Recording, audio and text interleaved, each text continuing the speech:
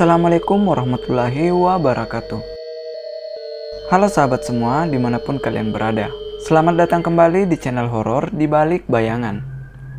Kali ini saya akan menceritakan sebuah kisah mistis sekelompok pendaki yang mengalami kejadian menyeramkan saat mendaki di Gunung Semeru.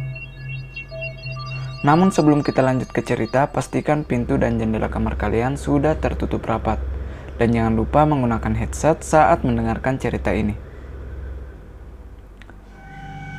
Ini merupakan kisah nyata yang dialami oleh seorang wanita yang bernama Sylvie ketika ikut menjadi anggota pencinta alam di Madiun.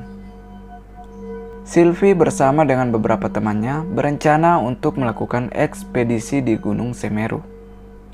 Kebetulan saat itu Sylvie lah yang ditugaskan menjadi pimpinan rombongan yang terdiri dari 5 orang, ditambah seekor anjing untuk berjaga-jaga.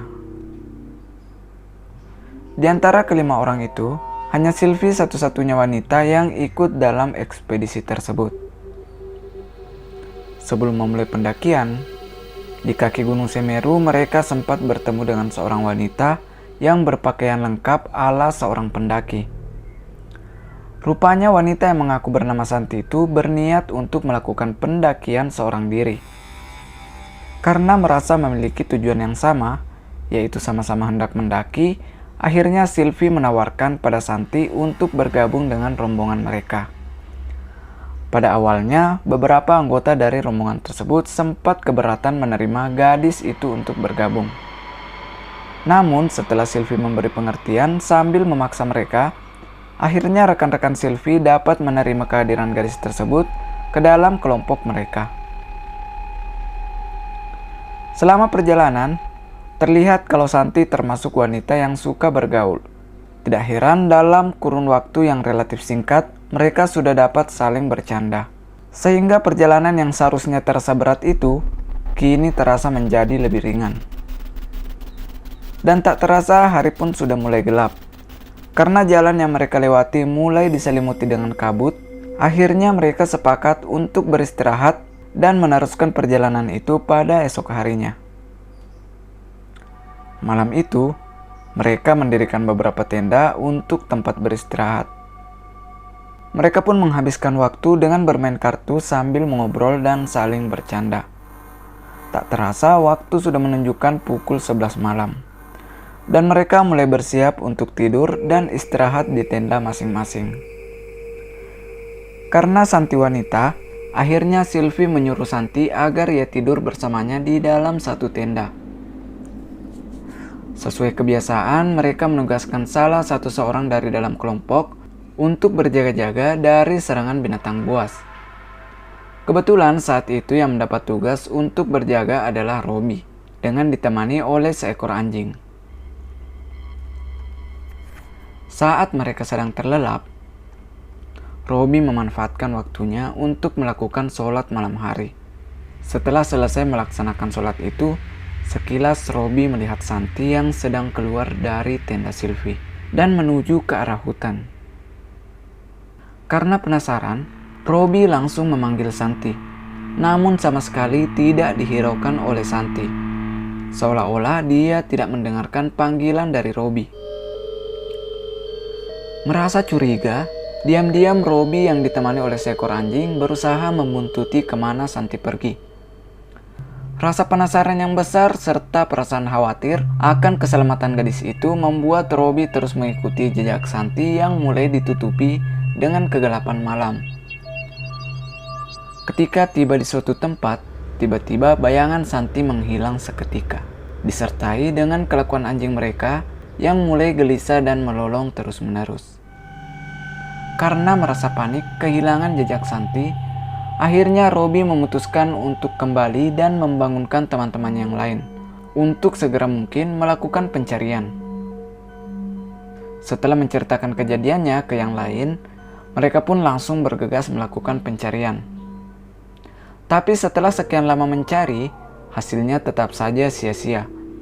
Apalagi ditambah dengan kondisi cuaca yang semakin bertambah dingin.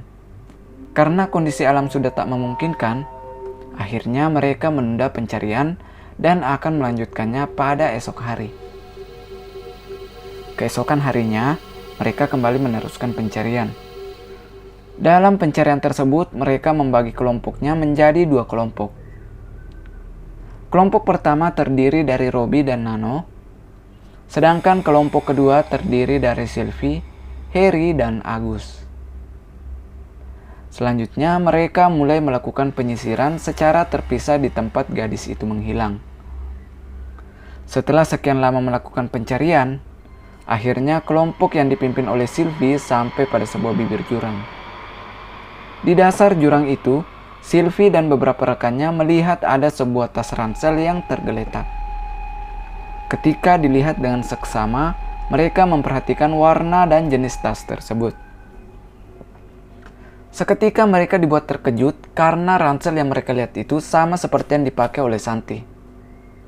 Dengan rasa penasaran yang besar, mereka pun memutuskan untuk segera bergegas menuruni jurang tersebut. Dan ketika sampai di dasar jurang, tak jauh dari ransel itu, Harry menemukan seorang mayat yang sudah bau dan membusuk, serta beberapa bagian tubuhnya telah hancur. Akhirnya, mereka memutuskan untuk turun ke kaki Gunung Semeru dan melaporkan kejadian ini pada tim SAR yang ada di sana. Selanjutnya, tim SAR yang ditemani oleh Harry langsung bergerak menuju ke lokasi mayat. Sedangkan Sylvie beserta rekan-rekan yang lain tetap menunggu di bawah. Setelah tim SAR dan polisi setempat selesai melakukan pemeriksaan terhadap mayat tersebut, akhirnya Sylvie dan semua rekan-rekannya diberitahu soal identitas dari mayat yang sudah membusuk tersebut. Setelah mendapat keterangan dari tim SAR, Sylvie dan rekan-rekannya saling bertatapan. Mereka benar-benar kaget karena mayat yang mereka temukan saat mencari Santi ternyata adalah mayat Santi yang sudah sebulan lebih dicari-cari oleh tim SAR. Setelah mendengar keterangan tersebut, Sylvie langsung terduduk lemas. Dia tidak pernah menyangka ternyata Santi yang selama pendakian bergabung dengan mereka adalah mayat yang sedang dicari-cari beberapa minggu terakhir. Jadi itu tadi sebuah kisah mistis sekelompok pendaki yang mengalami kejadian menyeramkan saat mendaki di Gunung Semeru. Kira-kira apa yang akan kalian lakukan atau apa yang akan kalian rasakan apabila mengalami kejadian seperti itu? Coba tulis komentar kalian di bawah.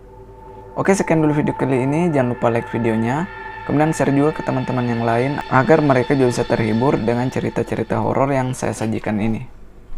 Terima kasih sudah menonton dan sampai jumpa di video selanjutnya.